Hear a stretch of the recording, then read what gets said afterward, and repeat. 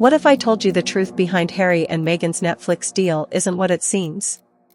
While headlines claim they've struck gold again, the reality is far more complicated. Some insiders suggest Netflix isn't pouring in new money at all. Instead, the Sussexes are simply paying back what they already pocketed. This isn't just about a deal. It's about image, survival, and a power play between two global brands, Netflix, and the couple who shook the royal family. Back in 2020, after leaving the royal family, Harry and Meghan signed a jaw-dropping $100 million deal with Netflix. This wasn't just any contract, it was supposed to be their golden ticket to financial independence. For the couple who famously stepped back from royal duties to work and become financially independent, this was the perfect headline: Hollywood money meeting royal glamour. But here's the twist: most of that money was reportedly paid up front. That means Netflix was betting big on their long-term potential. Not just one hit show. So far, the only undeniable success? Their controversial documentary series. It revealed their struggles with the royal family, pulled in millions of viewers, and sparked global conversation. Some critics called it self-indulgent. Supporters called it brave. Either way, people watched. But after the dust settled, one big question remained: could they keep people watching without royal secrets left to spill? According to industry insiders, Netflix isn't rewarding them with fresh millions. Instead, Netflix is protecting its original investment. The Sussexes already cashed the checks. Now, they have to deliver more projects, whether people want them or not. Think about it. Netflix can't just say, "Sorry, you failed, we're cutting you off." That would look bad for other celebrities considering deals.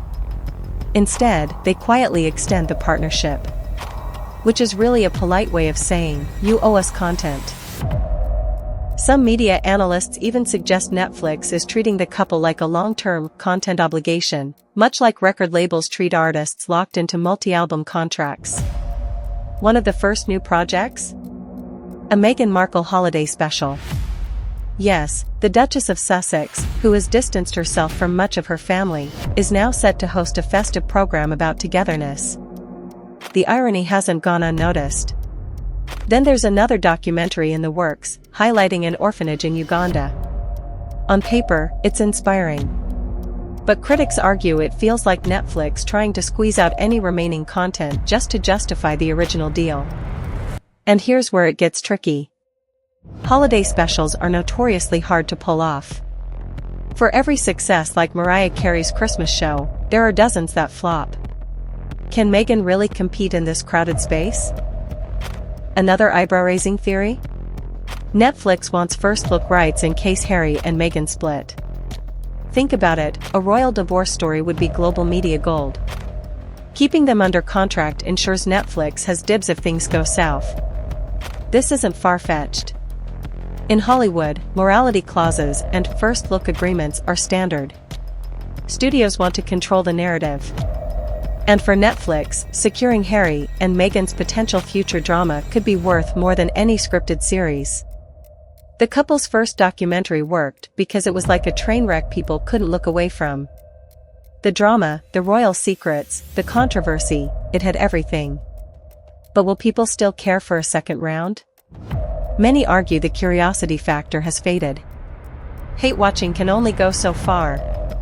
Streaming fatigue is real.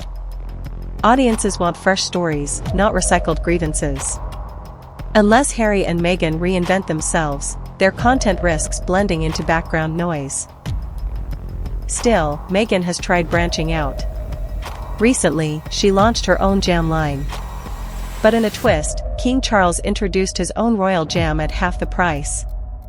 While Meghan's jars sell for around $14, Charles's version comes in under $7. It's more than jam.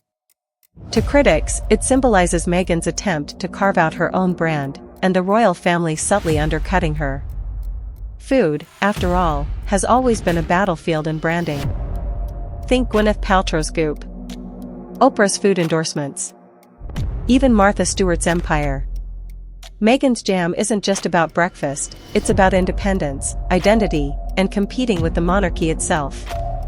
And here's the kicker, Harry and Meghan aren't the first celebrity couple to strike a mega deal with Netflix. Barack and Michelle Obama signed a content deal, focusing on uplifting documentaries and family-friendly programming. The Kardashians inked deals with Hulu to keep their reality empire alive. But the difference? Those deals leaned into what each brand already did well. The Obamas leaned into storytelling. The Kardashians leaned into drama. Harry and Meghan? They're still figuring out what their brand even is. The bigger issue? No matter what content they make, the shadow of the royal family looms large. Supporters see them as brave truth-tellers breaking away from outdated traditions. Critics see them as opportunists cashing in on royal connections while simultaneously rejecting them. This paradox makes their every move, whether it's a documentary, a podcast, or even a jar of jam, feel like part of a larger chess game with the monarchy. At the end of the day, this is business. Netflix doesn't care about family drama. They care about subscribers. By keeping Harry and Meghan on board, Netflix avoids looking like Spotify, who cut ties with them and faced backlash. Netflix wants to be seen as neutral, a home for all voices, no matter how controversial. And for better or worse, Harry and Meghan still bring attention. Streaming platforms are in a war for eyeballs.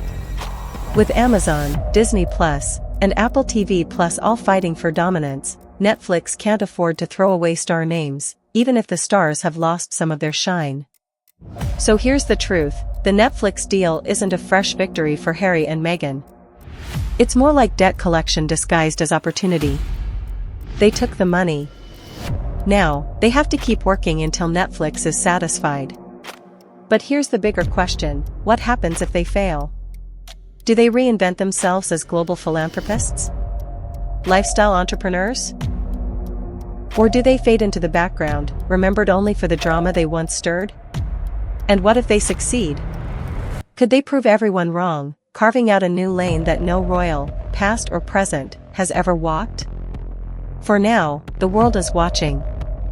And whether you love them or can't stand them, Harry and Meghan's next chapter might just tell us as much about the future of media as it does about the future of the monarchy.